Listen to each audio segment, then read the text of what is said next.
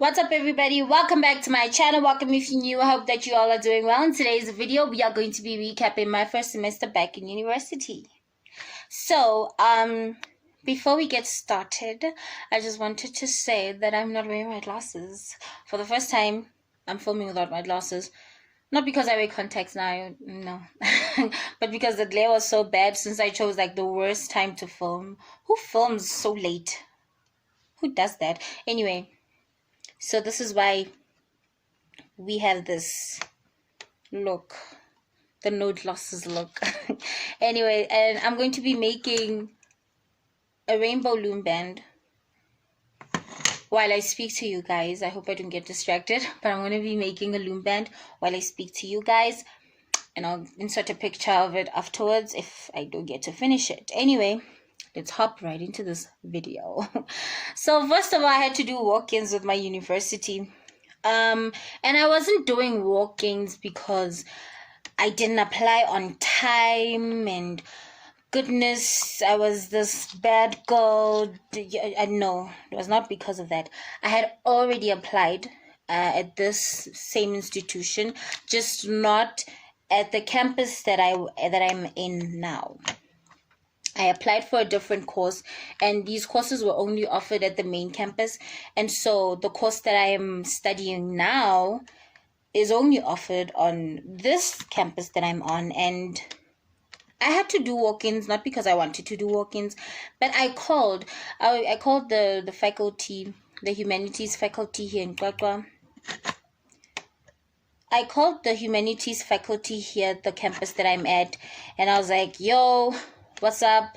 I didn't speak like that.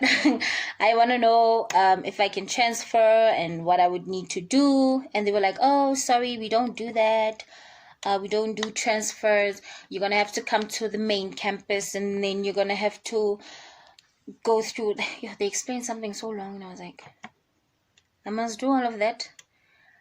To come all the way there, drive all the way there, or it's just going to be like 6 hours just to do these things. It's probably going to take days to complete and then come back again. I was like, no, I'm not going to do this. So I did walk-ins. I legit did walk-ins. I was like, on a whim. I decided on a whim. Like, I was standing there after I called them, because I went to the campus, and then the security guards were like, sorry, no, you got to make a call. We can't just let you in. And then I made the call to the main campus, and main campus told me that long story. And then I called this campus that I'm on, and they also told me the same thing. And I was like, I'm not doing that. I'm so totally not doing that. So I did walk-ins, and they went okay. It took a while. It took about 3 days maybe. So we're not salty about that. But I made it. And then after everyone first year had been registered and all, we started getting we started getting communication on orientation and all of that, SMSs, emails, that this is going to be on this day and we must come to this place, all of that. And I was so excited about that. But then something happened. There was a Qwaqwa shutdown. You guys, it was so wild.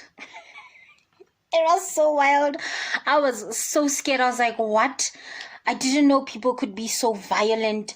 I was like, hold on a minute.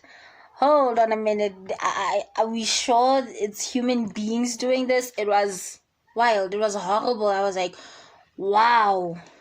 But then the violence got us answers, even though the promises were not entirely kept. But it got us answers. So I was like, okay, the violence paid off. I guess you could use violence for some battles. Anyway, that was scary, and that delayed us. I think the shutdown probably delayed us like a week or two. I'm not sure.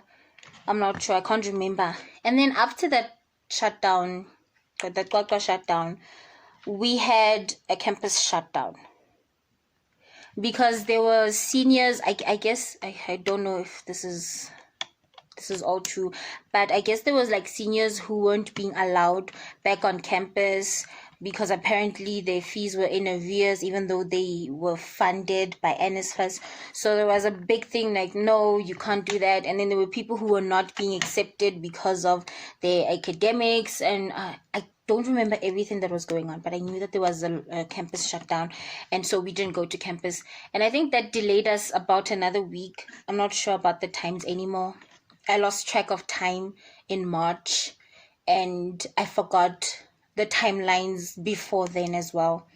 And then after that, orientation started. Of course, it was, y'all, I did not go to orientation. I didn't go to orientation. It wasn't because I didn't go to orientation because I'm getting bored, or I think better than that or something like that. But it was just, we had these classes this week of this skills module, this university skills module. It was a lot. I was like, I'm sorry. I've spent a year and a half on my own, and the amount of people that I used to see in 2019 was literally one person, because I would go into my who's this person? I would go to my mentor's studio, and then we'd do art together. Like, it was literally just the two of us until the other guy came, and then it was three of us. But it was a few people. And now here I am in a room filled with, I don't know, hundreds of other people, and I'm like, yo, this is overwhelming. It was so overwhelming. Everybody's talking. It was overwhelming. It was overwhelming. I wasn't used to that anymore. So of course, I missed some sessions. I stay off campus, so I could not really be there for all the sessions because some things were going on later at night, and I'm like, I'm not gonna come here. I'm not gonna drive all the way here for those things and go home. So I did not really attend much of the orientation. And then there were timetables. Figuring out my timetable.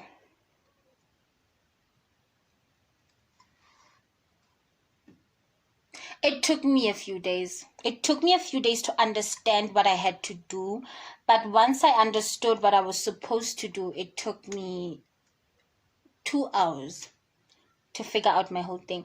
But then again, it took me 2 hours because I was watching a movie. So I guess it would have taken less if I hadn't been watching a movie. But then I figured it out. And then classes began. Yo, guys... Yo, I went to a high school where we weren't a lot. I think the biggest class I had to be in high school was probably 35 people. Probably 35. Could have been more, but I want to say on average we were like 30, not more than 35. I don't think I ever had a class that was more than 35. Correct me if I'm wrong if you went to high school with me. But anyway, all of a sudden, I'm in class with 300 other students. My mind was reeling. I was like, how? I had never seen that many people in a single room before. I had never, like, not in a school setting. I hadn't. I was so shocked. I was like, so many people. I didn't even know we could have so many people. And I kept on thinking, there are so many other classes that are in session at the same time as ours, and they have approximately as many students as we have in this room. I was like, how many are we on campus? How many are we? It was a lot. It was big. And then after that, of course, after the classes began, y'all, it was all the free time that I had made me wish that I stayed on campus. All the free time that I had made me wish that I stayed on campus. I was like, I wish I stayed on campus. I could go back to my room and get a nap, because I was having like sensory overload on campus. Like I was having sensory overload. I was like, man, I just need to calm down. I need to move away from people for a short while and come back again. It was a lot. It was a lot. It was a lot. After that whole thing, test one came. Yo, test one was a big fat mess for me. It was a mess. It was a mess. It was a mess because I was like, what just happened? I feel like we just begun and now we're here. It was a mess. I was so overwhelmed that entire week. I was overwhelmed. I was just I wanted to stop. I just wanted to stop. I was like, can we have a break? Can we breathe? Can we breathe quickly, please? I was so overwhelmed. But then our test week passed, and then we went back. After that, we went back to campus, and in some classes we got our tests back. We did the whole memo thing, and then one day we were on campus. I didn't have a class at the time. Or was my class cancelled? I can't remember if I didn't have a class because my timetable said I didn't have a class, or if I didn't have a class because a lecturer cancelled. But I was outside with my friend and some of his friends, secluded side of campus, and then people started running and we heard people singing. We're like, what's going on? And then someone texts my friend like, yo, where are you? Get off campus now, leave the classrooms, there's a protest. And guys, I was, yo, the adrenaline kicked in. The adrenaline kicked in, and I was so scared. I was like, oh, what's gonna happen? And we were running outside and we were catching taxis to different places. Yo, it was a lot. It was a lot. And then after that was actually the last time I was on campus. That was the last time I was on campus. Like, the last time I was on campus, I was running away. I was running from my life because I'm like, I don't know what's going to happen. Oh, I don't know what's going to happen. Oh, I must get away. That was the last day I was on campus because I think after that we stayed away for like that week because people were not getting what they were looking for, and we all expected that, you know what, we're gonna go back to campus soon. We'll get like emails from the SRC or like SMSs or something, or like the SRC will like post something to say that, you know what, we can go back to campus now, things have cooled down. And then Cyril Ramaphosa announced that we're going under lockdown for 21 days.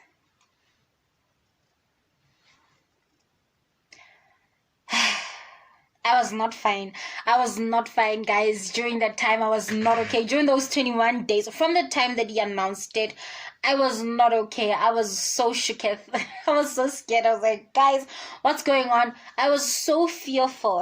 And then online learning began.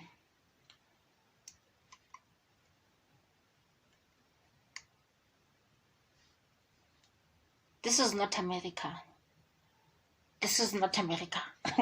So in America, when this whole COVID-19 thing began, everybody switched to online. High schools, primary schools, everyone switched to online, and it was not a problem for them because everybody has access to the internet and everybody can afford the internet. In South Africa, we don't all have that privilege. It's a privilege to have Wi-Fi. It's a privilege to have those things. Like, there's so many people who can't afford to have Wi-Fi. So many people who can't even afford to get data a lot. Like, I know so many people who are literally buying like social media data. Excuse me, I'm just gonna get this. Who are using social media data, like those WhatsApp bundles and Facebook bundles and TikTok bundles, all of that, because it's cheaper. In America, people don't have a problem with this. And now when they were like, we're gonna go switch to online learning, I'm like, you realize there are people who cannot have this, right? And they were all like, oh no, but students have NSFAS and Funza Lushaka, and then everybody else, yeah, they guys, we know that there are people who are what we call the missing middle, where the children are probably not even funded by NSFAS, and it's a struggle to pay for school fees and get all these other extras. And I was like, what the heck? I'm part of this missing middle category myself. It was terrible. It was terrible. It was so horrible. I was like, yo, so many people are gonna get left behind.